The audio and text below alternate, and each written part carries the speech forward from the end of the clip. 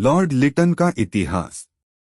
Lord Liton का जन्म 8 नवंबर 1831 ईस्वी को ब्रिटेन में हुआ था। लॉर्ड लिटन का कार्यकाल 12 अप्रैल 1876 से 8 जून 1880 तक था। लॉर्ड लिटन का वास्तविक नाम रॉबर्ट बुलवेर लिटन एडवर्ड था। लॉर्ड लिटन एक प्रख्यात साहित्यकार, निबंधकार और उपन्यासकार भी थे, इसीलिए उन्हें ओवेन मेरेडिथ के नाम से भी जाना जाता था। लॉर्ड लिटन के कार्यकाल 1866 से 1877 के मध्य में मुंबई, मद्रास, हैदराबाद आदि स्थानों पर भीषण अकाल पड़ा था, जिसके कारण 1877 से 78 में लॉर्ड लिटन ने रिचर्ड स्ट्रेची के नेतृत्व में एक अकाल आयोग का गठन किया था। लॉर्ड लिटन के द्वारा 1 जनवरी 1877 को दिल्ली दरबार का आयोजन किया और ब्रिटेन की महारानी विक्टोरिया को आमंत्रित करके उन्हें कैसर-ए-हिंद की उपाधि से सम्मानित किया था। 1877 में लॉर्ड लिटन के द्वारा अलीगढ़ में एक मुस्लिम एंग्लो प्राच्य महाविद्यालय की स्थापना करवाई थी। मुस्लिम एंग्लो प्राच्य महाविद्यालय 1873 में समाज सुधारक सैयद अहमद खां ने अलीगढ़ में एक प्राथमिक स्कूल की स्थापना की थी, जिसे 1875 से 76 में हाई स्कूल और 1877 में लॉर्ड लिटन के द्वारा नया भवन बनाकर महाविद्यालय का दर्जा प्रदान किया गया था। 1920 में इसी को अलीगढ़ मुस्लिम विश्वविद्यालय का दर्जा प्रदान किया। लॉर्ड लिटन के ही कार्यकाल 1878 में द्वितीय अफगान युद्ध हुआ था, जो 1880 में समाप्त हुआ था। द्वितीय अफगान युद्ध क्या था?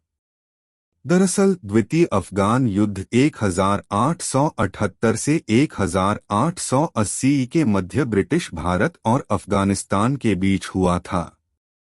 इसका मुख्य कारण ब्रिटेन और रूस दोनों चाहते थे कि अफगानिस्तान हमारा उपनिवेश बने, इसीलिए दोनों अफगानिस्तान पर अपना अपना अधिकार करना चाहते थे, लेकिन उस समय के अफगान शासक शेर अली खान ने दोनों के प्रस्ताव को ठुकरा दिया था। लॉर्ड लिटन ने 1878 में अंग्रेजी सेना अफगानिस्तान भेजी, जिसने 1880 तक अफगानिस्तान के सभी क्षेत्रों पर अधिकार कर किया था। लॉर्ड लिटन के कार्यकाल मार्च 1878 में वर्नाक्यूलर प्रेस एक्ट, जिसे भारतीय समाचार पत्र अधिनियम भी कहा जाता है, पारित करके कुछ अन्य समाचार पत्रों जैसे सोमप्रकाश, अमृत बाजार पत्रिका, भारत मिहिर और आनंद मठ पर प्रतिबंध लगा दिया गया था। पायनियर अखबार ने वर्नाक्यूलर प्रेस एक्ट का समर्थन किया था। भारतीय शस्त्र अधिनियम 1878 में ही पारित किया गया था, जिसके अनुसार अगर किसी व्यक्ति को अपने पास शस्त्र हथियार रखना है तो उसे लाइसेंस की जरूरत अनिवार्य कर दी गई थी। लॉर्ड लिटन के ही कार्यकाल 1878 से 79 में सिविल सेवा परीक्षाओं में शामिल होने के लिए आयु 21 वर्ष से कम करके 19 वर्ष कर दी गई थी। 1880 में लॉर्ड लिटन ने वायसराय के पद से त्याग पत्र दे दिया था और वापस इंग्लैंड चले गए थे। लिटन के कार्य 1. उसने प्रथम दिल्ली दरबार का आयोजन जनवरी 1877 में करवाया था और इसमें महारानी विक्टोरिया को भारत साम्राज्ञी की उपाधि दी गई थी। इस दरबार के आयोजन में जमकर फिजूल खर्च हुआ था, जबकि भारत की जनता अकाल से मर रही थी। इसके आयोजन से भारत में जन चेतना आई। 2. वर्नाक्यूलर प्रेस एक्ट 1878, ये अधिनियम भारतीय प्रेस पर कड़े नियंत्रण हेतु बना था और इसके प्रावधान भेदभाव पूर्ण थे। इंग्लिश और भारतीय भाषाओं के पत्रों में भेदभाव किया गया था।